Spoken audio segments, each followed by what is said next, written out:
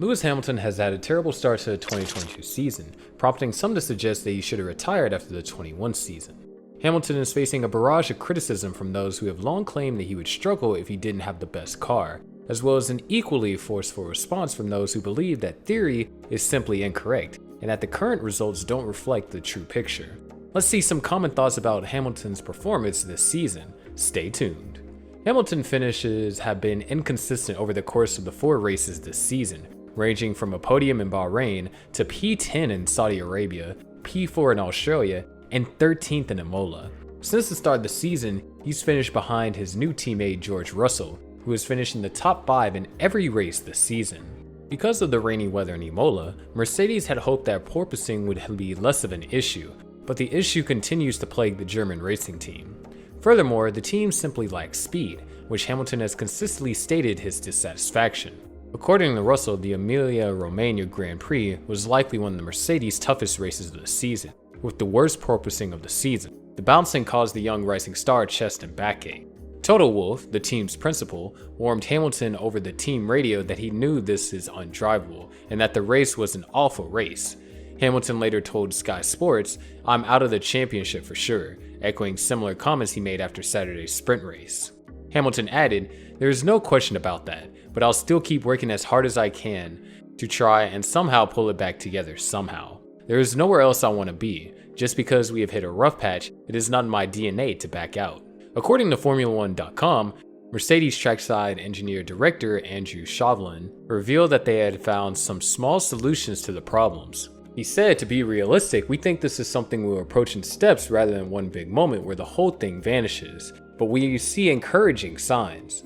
We're hoping to get parts to the car as soon as possible, possibly in Miami, where we can see if we made any progress on this issue."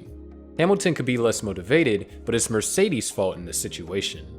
Many people have been perplexed by Mercedes' performance decline in 2022.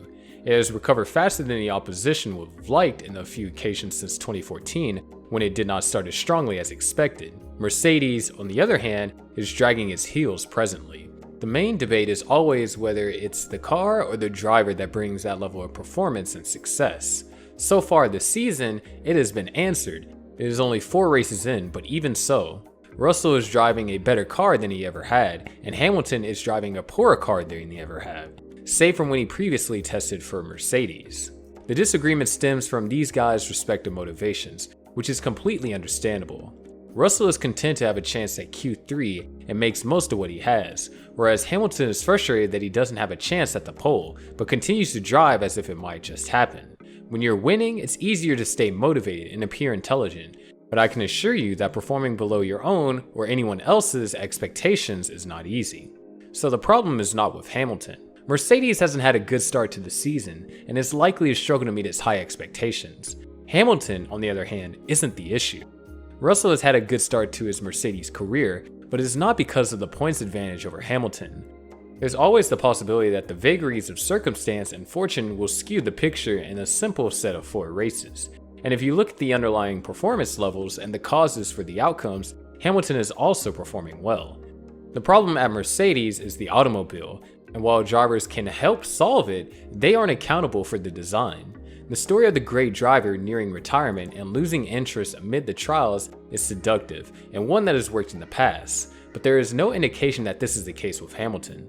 While Russell deserves credit for his strong start, that shouldn't be used to infer Hamilton is suddenly missing drive or underperforming severely. 2 things are going on here. Hamilton isn't performing as poorly as some people are making him out to be, and Russell is doing a fantastic job, possibly even better than Hamilton. Another way to look at it is that you may appreciate Russell's performance in Imola and his remarkable consistency in difficult conditions without implying that Hamilton isn't a good driver again. Russell stands out because he's found methods to improve his weekend in 2 of the 4 races so far, the 2 races where Mercedes had arguably been more vulnerable. He excels in challenging conditions, and outperforming Hamilton at any race this early in the season is a huge lift for him. Hamilton's weekend performance in Bahrain and Australia were outstanding, and I don't believe he's lost his mojo. Some would have you believe Hamilton has always been a distant second. Wolff isn't telling the truth, so has to keep Hamilton safe. After the race, Toto Wolff, Mercedes team leader, apologized to Hamilton, saying the team's car was not good enough for a world champion. On the other hand, Nico Rosberg believes he is lying to protect his star driver, considering that teammate Russell finished 4th and 9th positions ahead of him in the identical car. According to Rosberg, here Toto was playing the mental game, which is very smart on his behalf again, taking the blame themselves and really trying to support Lewis mentally, lifting him up and saying that it wasn't Lewis's doing, it's on us. It's very smart because it's not quite the truth, and let's not forget that Russell is in P4 with that same car, so Lewis definitely had a big role to play in that poor result this weekend. Russell got P4 out of it with a brilliant weekend, so there was more in that car. Really, Toto is trying to lift him up. It's so important that Lewis keeps that motivation throughout the whole season. It's important for the team, and it's quite easy for Lewis to lose it in these kinds of situations. Let's not forget also, Lewis hates ending up behind his teammate. Even if you're down the order, he really passionately hates coming in behind his teammate. That's also happened this weekend, so that's going to put the tension up a lot, especially in the engineering room where Lewis is going to be pushing harder and harder, so it'll be interesting to see how it unfolds. So let's appreciate Russell. The level of animosity surrounding the 2021 Formula 1 title fight adds a layer of tension to the discussion about Hamilton's 2022 performances, as some fans of his current struggles are taking things too far.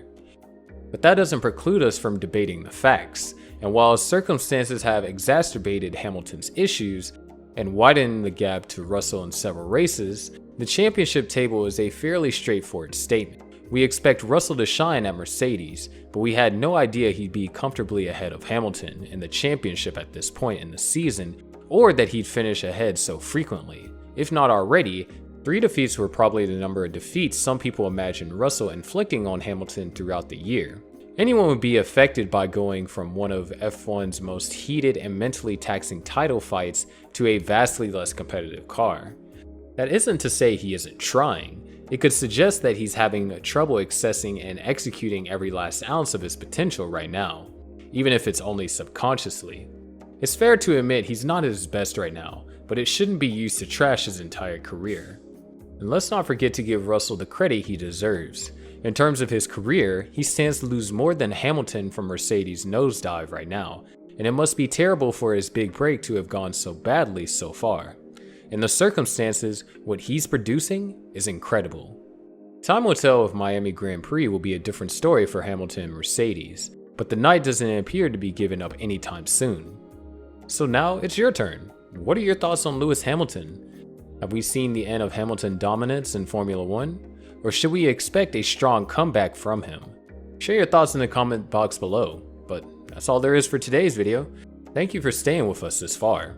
Click the notification bell icon to make sure you don't miss out on another upload, and don't forget to like and subscribe. And I hope to see you again in the next video.